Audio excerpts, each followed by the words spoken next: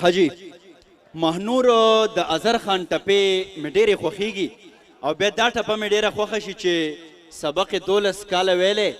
12 جرګې د مشرانو ورلېږمه تا څو کاله سبق ویلی وی 12 کاله ښه نو دا جرګې به بیا 14 په کارې جوړې نو ستاسو دا خوښه ده چې په مهنور باندې جرګه وشي د رورولې او د خورولې دا ګوره څومره ملګري تیار دي دې جرګې ته خو ما ته چونکې افسوس دی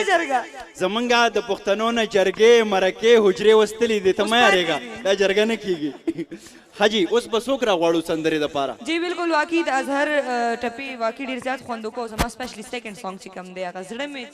هغه وسېزو چې ما چې په زړه سېزو نو دې سره هم هغه خبره راځي چې کوشش کوئ چې څوک تاسو سره مینه کوي د هغوی د مینې قدر کوئ موږ اکثر هغه خلک یو چې څوک را سره مینه کوي د هغوی قدر نه کوو او چې څوک مو پروا نه کوي نو په هغوی پسې لیوني ګرځو نه مهنور نو ولې ته د خلکو زړه نه سېزې څه نو چې اچانک کې مې سېزلی هغه راته پته دا خبرې دي ستاسو د ټولو زړه یې سوی دی داسې ښکاري که نه